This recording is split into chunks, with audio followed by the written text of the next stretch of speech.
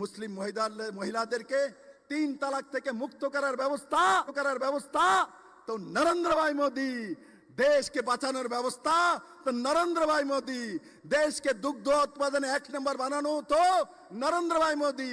देश के মোটা अनाजे 1 नंबर বানানো তো নরেন্দ্র ভাই মোदी। অটোমোবাইলে দুনিয়ার মধ্যে তৃতীয় স্থানে নিয়ে আসা তো নরেন্দ্র ভাই মোदी।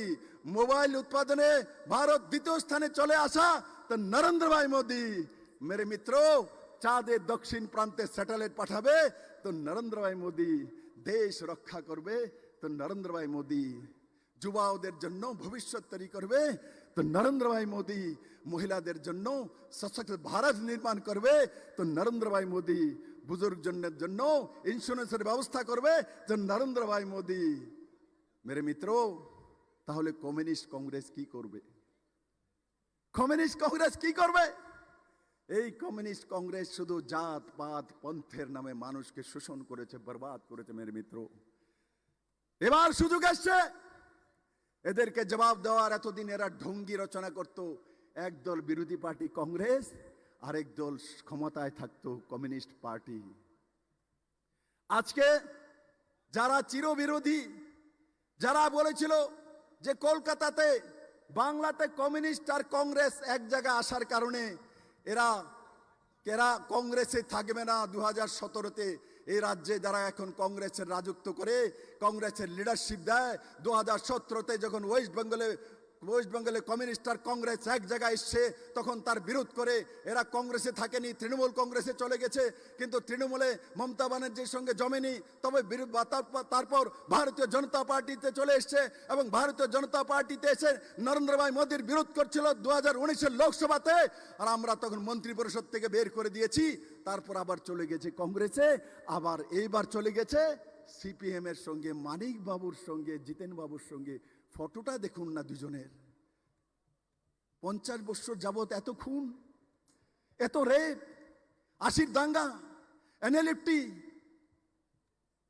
তারপর অলতিবের টাইগার ফোর্স, উজান ময়দান, বিচ্ছিন্ন মনুতে 12 জন সিপিএম এর খুন, সুখরাম দেববর্মাকে খুন, পরিমল শাহ মন্ত্রীকে খুন, মধুসূদন বাবুকে এখানে বনমালীপুরে এমএলএ কংগ্রেসের খুন। কিসের জন্য এই খুনগুলি করেছেন? কে প্রায়শ্চিত্ত করবে? সিপিএম কংগ্রেসের নেতাদের জিজ্ঞাসা করতে চাই, কে প্রায়শ্চিত্ত করবে? ঝর্ণা দিদিকে জিজ্ঞাসা করতে চাই, আপনার স্বামী শ্রীরাম পালকে কংগ্রেসীরা তখন খুন করেছিল, এবার আপনি হাত চিহ্নে কিভাবে ভোট দেবেন? ভারতীয় নারী কিভাবে ভোট দেয়? তার স্বামীকে যারা খুন করেছে সেই খুনিদেরকে কিভাবে আপনি ভোট দেবেন? জবাব চাই ত্রিপুরাবাসী। জিতেন বাবু, আপনি আমাদের ক্যান্ডিডেটকে বলেন যে বিদেশ থেকে এসে, বাইরে থেকে এসে, কৃতি দেবী বাইরে থেকে এসছে। জিতেন বাবু ভারতের কালচার পর্যন্ত জানেন না, ভারতের কৃষ্টি সংস্কৃতি জানেন না।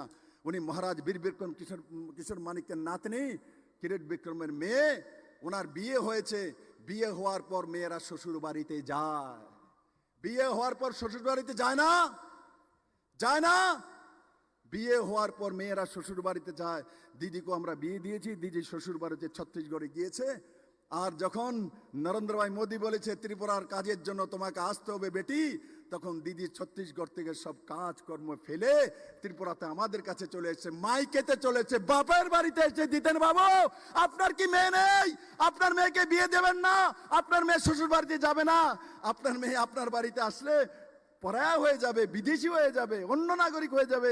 আরে দিদি তো এখানে এই কিরিট বিক্রম মহারাজের মেয়ে। জিতেন বাবু, আপনার পার্টিটা বিরোধী পার্টি, আপনার যে পার্টিটা সেটা হচ্ছে বিদেশি পার্টি, আপনার সোচ বিদেশি, আপনার ব্যবস্থা বিদেশি। তার জন্য ত্রিপুরার মানুষ আপনাদেরকে বহিষ্কার করে দিয়েছে। মেরে মিত্র, শুধু ভারতীয় জনতা পার্টি বহিষ্কার করেছে তাদেরকে তেমন নয়, ত্রিপুরার আম জনতা আজ কমিউনিস্টকে দেখতে চায় না। মেরে মিত্র, তার জন্য চূড়া রাস্তাতে হাত চিহ্নের মাধ্যমে কমিউনিস্ট পার্টি পশ্চিম কেন্দ্রে আশিস শাহকে ক্যান্ডিডেট বানিয়েছে, ভেজেছে। হাত চিহ্নের নামে কমিউনিস্টের ভোট নিয়ে নেব আর আমরা মানুষকে ফাঁকি দেব। কিন্তু ত্রিপুরা মানুষ জেনে গেছে হাত চিহ্নতে মাত্র আশিস বাবু দাঁড়িয়েছেন মাত্র। আসলে তো খেল কমিউনিস্ট পার্টির কাস্ত হাতের এবার আর কাস্তুয়াতেরই কোনো কিছু হবে না। 2018-তে ত্রিপুরার মানুষ আপনাদের হাঁটু ভেঙেছে, এবার 2024-এর নির্বাচনে আপনাদের কোমর ভাঙবে ত্রিপুরা রাজ্যের মধ্যে। মানিক বাবু, আপনাদেরকে দূরবীন দিয়ে দেখা যাবে না, সেই দিশাতে ভারতীয় জনতা পার্টি আইপিএফটি ত্রিপুরা মাথা সেই দিশাতে কাজ করছে মেরে মিত্র। যেটা আমি বলছি, আজকে আমাদের মধ্যে নরেন্দ্র ভাই মোদী আসবে কিছুক্ষণের মধ্যে, উনি বেরিয়ে পড়েছেন। আমি সমস্ত আগরতলাবাসীকে বলবো, ঘরে থেকে আর লাভ নাই মেরে মিত্র, সব বেরিয়ে আসুন মোদির কাছে। মোদি হি এক রাস্তা, মোদি একমাত্র ব্যক্তি যে ভারতকে দুনিয়ার সামনে সর্বশ্রেষ্ঠ দেশ বানিয়ে ছাড়বে মেরে মিত্র। আর সেই দিশাতে ত্রিপুরার যুবা, ত্রিপুরার মহিলা আর ত্রিপুরার আম জনতা নরেন্দ্র ভাই মোদীর সাথে। কারণ কি, ত্রিপুরাকে 2018-তে মুক্ত করে নরেন্দ্র ভাই মোদী হি ত্রিপুরার মানুষের কাছে এক আশা জাগিয়েছে, এক দ্বীপ জ্বালিয়েছে। আর নরেন্দ্র ভাই মোদী সেই ব্যক্তি, নরেন্দ্র ভাই মোদী সেই ব্যক্তি নিজে জ্বলে অন্যকে আলো দেওয়ার ব্যক্তির নাম হচ্ছে নরেন্দ্র ভাই মোদী মেরে মিত্র। নিজে যেমন প্রদীপ নিজে জ্বলে অন্যকে আলো দেয়, সেই নরেন্দ্র ভাই মোদীও নিজে জ্বলে ভারতকে আলো দেয়, যুবাকে আলো দেয়, মহিলাকে আলো দেয়। তার নাম হচ্ছে নরেন্দ্র ভাই মোদী মেরে মিত্র। মোদীর বিষয়ে কত বলবো, যতটা বলি ততটাই কম মেরে মিত্র।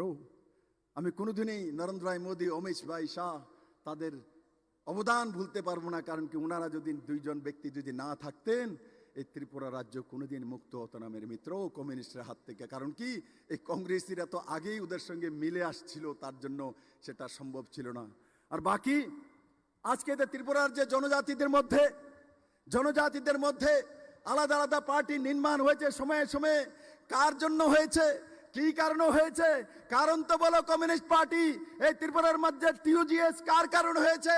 আঞ্চলিক পার্টি প্রথম টিউজিএস কার কারণে হয়েছে? কমিউনিস্ট পার্টির শোষণের কারণে। সমাজসরণ ত্রিপুরা কমিউনিস্ট পার্টির বিরুদ্ধে টিউজিএস তৈরি করেছে। তারপর বিজয় আঙ্কলজি তৈরি করেছে আইএনপিটি, কার বিরুদ্ধে করেছে? কমিউনিস্ট পার্টির শোষণের বিরুদ্ধে করেছে।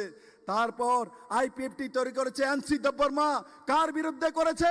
কমিউনিস্ট পার্টির বিরুদ্ধে করেছে। তারপর মহারাজ প্রদ্যোৎ কিশোর মানিক্য ত্রিপুরা মাতা তৈরি করেছেন, কার বিরুদ্ধে তৈরি করেছে? কমিউনিস্টের বিরুদ্ধে তৈরি করছে। তার মানে ত্রিপুরার জনজাতিরা কমিউনিস্টকে পছন্দ করে না, কিন্তু কমিউনিস্টরা এই জনজাতিকে শোষণ করেছে, জনজাতিকে বরবাদ করেছে মেরে মিত্র। আর এই কমিউনিস্টরা সবসময় বলে বেড়াতো, 2018-এর আগে কমিউনিস্টরা কি বলতেন? এসটির 20টা সিট আমাদের বাম পকেটে থাকে। মানে কি বলতে চাইছেন জনজাতির বিষয়ে? এসটির 20টা সিট কমিউনিস্ট পার্টির বাম পকেটে থাকে। তারা 20 থেকে নির্বাচন শুরু করে, বিরোধীরা 0 থেকে শুরু করে। এটাই ছিল কমিউনিস্ট পার্টি ত্রিপুরা রাজ্য ভর স্লোগান জনজাতির জন্য। আজকে আমি বলি, আমাদের এখানে সমস্ত কার্যকর্তারা বসে আছে, কাউকে যদি বলে রাজীব দা আমার সঙ্গে আছে, কেউ যদি বলে এখানে যদি প্রেম কুমার রিয়াং বলে রাজীব দাকে, রাজীব দা আপনি তো বিপ্লব দেবের বাম পকেটের মধ্যে আছেন, তখন রাজীব দার কেমন লাগবে? আমি যদি কেউ যদি কল্যাণীদিকে বলে কল্যাণীদি আপনি তো বিপ্লব দেবের বাম পকেটে আছেন, তখন কল্যাণীদির কেমন লাগবে? কেউ যদি প্রতিমা ভৌমিককে বলে আপনি তো বিপ্লব দেবের বাম পকেটে আছেন, তো ওনার কেমন লাগবে? কমিউনিস্টরা জনজাতিদের সম্মান করতে শেখনি মেরে মিত্র। তোমরা সম্মান করতে শিখুনি, এদেরকে সম্মান দাওনি। তোমরা এদেরকে বাম পকেটে রাখার অবদা দিয়েছ। ভারতীয় জনতা পার্টি বলে বাম পকেটে নয়, বিপ্লব দেব, নরেন্দ্র ভাই মোদী, মানিক চার হৃদয়ে, মহারাজ প্রদ্যোৎ কিশোরের মানিকের হৃদয়ে জনজাতিরা থাকে মেরে মিত্র, আমাদের পকেটে থাকে না। আমরা জনজাতিদের পকেটে থাকি, জনজাতিদের পকেটে বিপ্লব দেব থাকে, প্রদ্যোৎ কিশোর মানিক্য থাকে, নরেন্দ্র ভাই মোদী থাকে, অমিত ভাই শাহ থাকে। সেটা বুঝতে আপনাদের 50 বছর সময় লেগেছে। তাই আপনারা জনজাতিদেরকে মন জিততে পারেনি। জনজাতিদের রিসা যেটা বিপ্লব দেব পরে আছে, মানিক বাবু, জিতেন বাবু, আপনারা কোনদিন সেই রিসা ধারণ করেননি। কারণ কি, আপনারা জনজাতিকে ভালোই বাসেন না, আপনারা শুধু নাটক করেন। আর জিতেন বাবু কোথায় আপনি? আপনার এসটি সিটে দাঁড়ানোর মতো হিম্মত নেই। আপনি 20টা এসটি সিটের মধ্যে একটা তো দাঁড়াতে পারলেন না। আপনার হিম্মত নেই জনজাতি সিট থেকে পাস করার মতো, আপনার কাছে হিম্মত নেই। আপনি জেনারেল সিটে সাবরুমে গিয়ে দাঁড়িয়ে সেখান থেকে এমএলএ হয়ে এসেছেন, তারপরও মিথ্যা কথা বলে যে আমি মুখ্যমন্ত্রী হতে যাচ্ছি। মুখ্যমন্ত্রী আপনার জীবনে আর মুখ্যমন্ত্রী থাক দ্বিতীয় কথা, আর জীবনে দ্বিতীয়বার এমএলএ হতে পারবেন না। দ্বিতীয়বার জনতাতে আপনাদেরকে চিনে নিয়েছে, আপনাদেরকে মুখ্যমন্ত্রী দূরের কথা বানাবে এমএলএ কেউ বানাবে? কমিউনিস্ট পার্টির কোন এমএলএ হবে ত্রিপুরাতে? হবে? কংগ্রেসের কোন এমএলএ হবে? আগামী 24-এর পর নরেন্দ্র ভাই মোদীকে আমি বলবো, মোদীজি ত্রিপুরা থেকে কোন কংগ্রেস আর কমিউনিস্টের কোন এমএলএ জন্ম নেবে না ত্রিপুরাতে। ভারতীয় জনতা পার্টি টিপরা মাতা আইপিএফটি মিলে সেই দিশাতে কাজ করবে মেরে মিত্র। আর আমি এবার প্রার্থী, আমার কথা একটু কই, বলবো আমার কথা একটু। আমারে কে কে ভোট দিব, যারা হাত ওঠাও তো, কে কে দিব? অনেকে দিত না মনে হইতেছে, হাত উঠছে সবার, নিচে করো নিচে করো। জিতেন বাবু, মানিক বাবু, দেখো পুরা বিবেকানন্দ ময়দান বলছে নরেন্দ্র ভাই মোদীকে পদ্ম ফুল পাঠাতে হবে পূর্ব আর পশ্চিম থেকে। 19 তারিখ এই পশ্চিম সিটে আর 26 তারিখ পূর্ব সিটে পদ্মফুল চিহ্নে ভোট দিয়ে বিজেপি আইপিএফটি ত্রিপুরা মাতার ক্যান্ডিডেটকে বিপুল ভোটে জয়যুক্ত করে নরেন্দ্র ভাই মোদীর কাছে পাঠিয়ে এই সশক্ত ত্রিপুরা নির্মাণের জন্য অঙ্গীকারবদ্ধ হব। আর এখনো যারা কংগ্রেস সিপিএম এ রয়েছে, আমার ভারতীয় জনতা পার্টি ত্রিপুরা মাতা আইপিএফটির সমস্ত কার্যকর্তাদের বলবো, আজ এই কার্যক্রমের পর বাড়ি বাড়ি যান। সরব প্রচার শেষ হয়ে যাবে, নীরব প্রচার করা যেতে পারে। একজন দুজনে যান, বাড়ি বাড়ি গিয়ে বলুন কিসের জন্য হাত চিহ্নিতে কাস্তুয়াত্রীতে ভোট দেবেন, কার জন্য দেবেন, কি পাবেন, কি পেয়েছেন 25 বছর কমিউনিস্টের সরকারে আর কংগ্রেসের জোট সরকারে মেরে মিত্র। সেই কথাগুলি বললে আপনি সমস্ত ত্রিপুরাবাসী একযোগে ভারতীয় জনতা পার্টি নরেন্দ্র ভাই মোদী পদ্মফুল চিহ্নে ভোট দিয়ে নরেন্দ্র ভাই মোদীকে তৃতীয়বারের মতো প্রধানমন্ত্রী রেকর্ড ভোটে ত্রিপুরার মানুষ দুটি পদ্মফুল পাঠিয়ে সেই দিশাতে কাজ করবে। আমার সঙ্গে একবার সবাই বলুন, ভারত মাতা কি, ভারত মাতা কি। महाराज वीर बिरकन किशोर मानिका की, टिपरा माता की, आईपीएफटी की, भारतीय जनता पार्टी की, नरेंद्र भाई मोदी की, अमित भाई शाह जी की, भारतीय जनता पार्टी की। धन्यवाद।